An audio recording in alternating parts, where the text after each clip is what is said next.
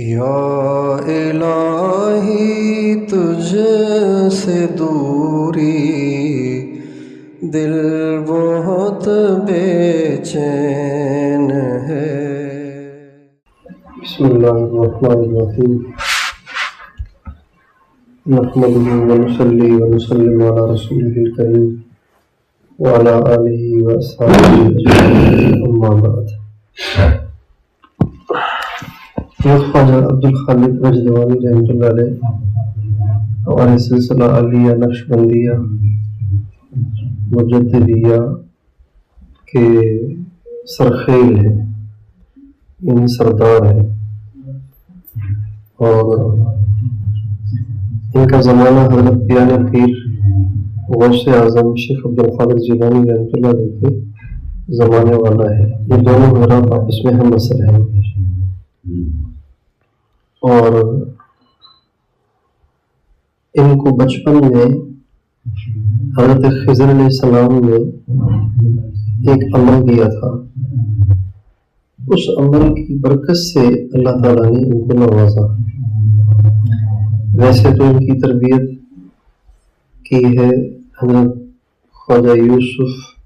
حمدانی رحمۃ اللہ علیہ، یعنی اجازت تو ان سے ملی، تربیت بھی انہوں نے کی، لیکن اصل جس وجہ سے اللہ تعالیٰ نے ان کو نوازا اور ان کی ترقی ہوئی، ان کو اعلیٰ مقامات حاصل ہوئے، وہ حضرت خضر علیہ السلام کی برکت سے۔ خضر علیہ السلام نے ان سے ایک دفعہ ملاقات ہوئی تو انہوں نے فرمایا کہ تمہیں کسی پیر کی ضرورت ہے، کسی سے بیعت ہو تم؟ کہا نہیں، مجھے ضرورت ہے۔ کہا بس پھر میں خضر ہوں، اور تم ایسے کرو، دریا میں غوطہ لگاؤ اور غوطہ لگا کے تحلیل کا ذکر کرو، لا الہ الا اللہ کا تحلیل کہتے ہیں، لا الہ الا اللہ کو دریا میں غوطہ لگا کے لا الہ الا اللہ کا ذکر کرو، اور اسی پہ بس کاربند رہو، اور یہی تم نے کرنا ہے۔ چنانچہ حضرت خواجہ عبدالخالق رجدوانی رحمۃ اللہ علیہ کو جتنے بھی درجات حاصل ہوئے، مقامات حاصل ہوئے، کیفیات ملی، وہ اس ذکر کی برکت سے۔ اور اس کو ہمارے نقشبندیہ مشائخ نے اس کو کہا ہے تحلیل خفی، یعنی سانس بند کر کے کیا جاتا ہے، چونکہ ان کو غوطہ لگا کے کہا تھا تو غوطہ لگانے کے بعد تو سانس بند ہو جاتا ہے، تو سانس بند کر کے جو ہمارے ہاں ذکر کرایا جاتا ہے نقشبندیہ میں، 8واں سبق جو دیا جاتا ہے وہ یہ ہے، اور ہمارے اکابر نے اس کو سلوک نقشبندیہ کا مکھن کہا ہے۔ سب سے اہم سبق ہے یہ، اور بہت مفید سبق ہے یہ۔ تو حضرت خواجہ عبدالخالق رجدوانی رحمۃ اللہ علیہ پہ یہ بات سوار ہو گئی کہ میں نے جو ذکر کرنا ہے نا، وہ بس خفی کرنا ہے۔ یہ یہاں سے شروع ہوئی بات ہے، میں نے زبان سے نہیں کرنا، خفی کرنا ہے۔ پھر انہوں نے بہت سارے اصطلاحات انہوں نے ایجاد کی اپنے سالکین کو سمجھانے کے لیے۔ نقشبندیہ میں بہت سارے جو اصطلاحات بولی جاتی ہیں، سفر در وطن، خلوت در انجمن، ہوش در دم،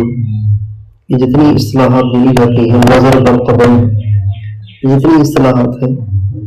یہ اکثر اصطلاحات خواجہ عبدالخالق رجدوانی رحمۃ اللہ علیہ کی ایجاد کردہ ہے، اور انہوں نے ہی یہ سب سے پہلے فرمائی، اور پھر اس پر اپنے سالکین کو لائے۔ خلوت در انجمن کا مطلب یہ ہوتا ہے کہ انسان مخلوق کے ساتھ رہے لیکن اپنے دل کا تعلق اللہ سے جوڑے رکھے، کیونکہ اس سے پہلے جو مشائخ تھے ان کی ترتیب یہ ہوا کرتی تھی کہ دنیا کو چھوڑ کے، مخلوق کو چھوڑ کے جنگلوں کی طرف چلے جاؤ، کوئی بند کمرہ لے کے بیٹھ جاؤ، اور پہاڑ کی غار میں جا کے بیٹھ جاؤ، اور وہاں بیٹھ کے اللہ سے تعلق مضبوط کرو۔ انہوں نے کہا کہ نہیں، خلوتوں میں نہیں جانا اور جنگلوں میں نہیں جانا، غاروں میں نہیں جانا، مخلوق کے اندر رہتے ہوئے دل کا تعلق اللہ کے ساتھ جوڑنا ہے، یہی صحابہ کا اصل طریقہ ہے۔ اور ہوش در دم، اس کا مطلب یہ ہے کہ ہر سانس کے بارے میں یہ شعور ہو کہ یہ سانس اللہ کی یاد کے ساتھ آ رہا جا رہا ہے یا غفلت کے ساتھ آ رہا جا رہا ہے، اس کو کہتے ہیں ہوش در دم۔ اور نظر بر قدم، یعنی چلتے ہوئے اپنی نظر کو اتنا نیچے رکھنا کہ پاؤں پہ پڑ گئی ہو، اس کا ایک مطلب یہ بیان کیا گیا ہے نظر بر قدم، کہ اپنی نظر کو اتنا جھکاؤ کہ پاؤں کی پیٹھ پہ پڑ گئی ہو۔ چنانچہ حضرت مولانا الیاس صاحب رحمۃ اللہ علیہ کے بارے میں حضرت شیخ الحدیث مولانا زکریا صاحب نے لکھا ہے کہ مولانا الیاس صاحب رحمۃ اللہ علیہ اس طرح چلتے تھے کہ ان کی نظر پاؤں کی پیٹھ پہ ہوتی تھی، اور کئی دفعہ ایسے ہوتا کہ بظاہر علوم کے ایک مدرس تھے جن کی امامت تھی کسی مسجد میں، جب وہ کسی عذر کی وجہ سے نہ جا پاتے اور مولانا الیاس صاحب سے فرماتے کہ آپ چلے جائیں ہم میری جگہ نماز پڑھا لیں، تو مولانا الیاس صاحب مدرسے سے لے کے اس مسجد تک راستے میں بازار پڑتا تھا، اس طرح چلتے تھے۔ مولانا زکریا صاحب فرماتے ایک دفعہ مجھے بھی جانے کا موقع ملا تو میں نے دیکھا کہ مولانا الیاس صاحب ایسے چل رہے تھے کہ ان کی نظر پاؤں کی پیٹھ پہ تھی، تو ایک مطلب تو اس کا یہ ہے نظر بر قدم کا، اور دوسرا مطلب یہ بھی بتاتے ہیں کہ نظر بر قدم یعنی ہر وقت نظر رکھنی ہے نبی کریم صلی اللہ علیہ وسلم کے قدم پر کہ حضور کیسے چلے میں نے ویسے چلنا، حضور نے کیا کیا میں نے ویسے کرنا ہے، ایک مطلب یہ بھی بیان کیا گیا ہے۔ تو یہ جو اصطلاحات ہیں یہ حضرت خواجہ ابوالخالق غزنوی رحمۃ اللہ علیہ کی دی ہوئی ہے۔ ہمارے سلسلہ عالیہ نقشبندیہ کے جو بانی ہے وہ حضرت خواجہ بہاؤالدین نقشبند ہے، نام ان کا محمد ہے لیکن بہاؤالدین ان کا لقب ہے، اور ان کے بھی جو شیخ ہیں وہ سید امیر کمال ہے جو کہ خلیفہ ہیں حضرت بابا سماسی کے، محمد بابا سماسی کے، اور حضرت خواجہ بہاؤالدین نقشبند رحمۃ اللہ علیہ کے جو والد صاحب تھے انہوں نے اپنے بیٹے کو پیش کیا حضرت بابا سماسی کی خدمت میں۔ جب یہ آئے تھے تو چونکہ ان کو عقیدت تھی ان سے تو جیسے بچوں کو لے جاتے ہیں بزرگوں کے پاس، جو ہی بابا محمد سماسی رحمۃ اللہ علیہ کی خدمت میں یہ بچہ پیش کیا گیا تو فرمانے لگے میں نے اس کو اپنی فرزندی کے لیے قبول کیا، یعنی بیٹا ہونے کے لیے قبول کر لیا۔ چنانچہ بیٹے جیسی محبت بھی انہوں نے، لیکن ابھی حضرت خواجہ بہاؤالدین نقشبند رحمۃ اللہ علیہ 18-19 سال کے تھے کہ ان کا انتقال ہو گیا اور ان کی تربیت مکمل نہیں ہوئی۔ چنانچہ انہوں نے اپنے سب سے بڑے خلیفہ حضرت سید امیر کلال رحمۃ اللہ علیہ سے فرمایا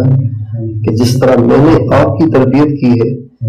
آپ میرے اس بچے کی تربیت کرنا اور اس میں کوئی کسر نہ چھوڑنا، کہیں آپ جواب دہ ہو جائیں، اس میں کوئی کسر نہ چھوڑنا۔ چنانچہ حضرت سید امیر کلال رحمۃ اللہ علیہ نے حضرت خواجہ بہاؤالدین نقشبند رحمۃ اللہ علیہ کی خوب تربیت کی، لیکن ظاہری تربیت ہوئی ہے، باطنی جو تربیت ہوئی حضرت خواجہ بہاؤالدین نقشبند رحمۃ اللہ علیہ کی وہ حضرت خواجہ عبدالخالق غزنوی رحمۃ اللہ علیہ سے ہوئی اویسی طریقے سے۔ اویسی طریقے کا مطلب یہ ہوتا ہے کہ انسان کو کسی دنیا سے گئے ہوئے بزرگ کا فیض حاصل ہو، اس کو کہتے ہیں اویسی طریقہ۔ ہوا یہ کہ ایک دفعہ حضرت خواجہ بہاؤالدین رحمۃ اللہ علیہ ایک عجیب روحانی کیفیت میں گم بیٹھے تھے، اچانک ایک منظر ان کے سامنے آیا کہ تخت بچھا ہوا ہے، اس پہ ایک سبز پردہ لٹکا ہوا ہے اور اس کے پاس بہت سارے اولیاء بیٹھے ہیں، مگر ان اولیاء کو یہ پہچان نہیں پائے، البتہ بابا محمد سماسی رحمۃ اللہ علیہ کو انہوں نے پہچان لیا، پتہ چلا کہ یہ تو وہ ہے۔ تو جب ان سارے بزرگوں کی زیارت کی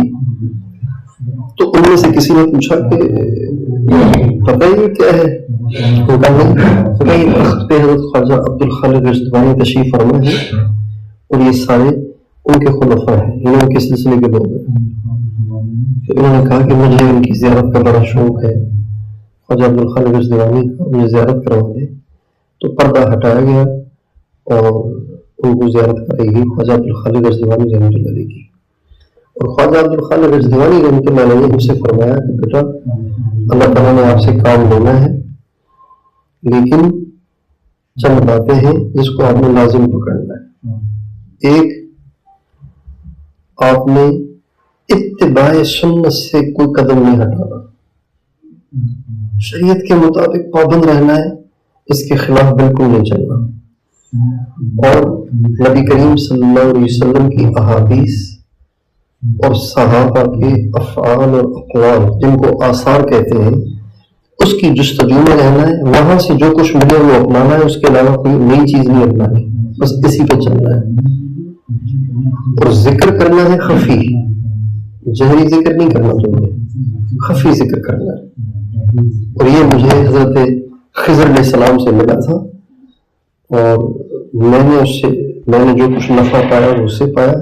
تم نے بھی یہی کرنا ہے. بس یہاں سے حضرت خواجہ بہاءالدین نقشبند رحمۃ اللہ علیہ کی ابتدا ہوئی اور ان کو جو کچھ ملا وہ اس کی برکت سے ملا. پھر آگے جا کے اللہ تعالیٰ نے ان پہ ایک نیا سلسلہ کھولا، سالکین کی تربیت کا طریقہ کھولا جس کو ہم نقشبندی سلوک کہتے ہیں. اس کی بات انشاءاللہ پھر کسی اور موقع پہ کریں گے. تو یہ حضرت خواجہ عبد الخالق رشتوانی رحمۃ اللہ علیہ کی مختصر سی سوانح ہے. اور تو گویا تمام نقشبندی مشائخ جتنے بھی ہیں وہ سب کے سب حضرت خواجہ عبد الخالق رشتوانی رحمۃ اللہ علیہ کے کھاتے میں ہیں اور یہ ان سب کے سرخیل ہے. اللہ تعالیٰ ہمیں ان کی فیوز و برکات سے مالا مال فرمائے.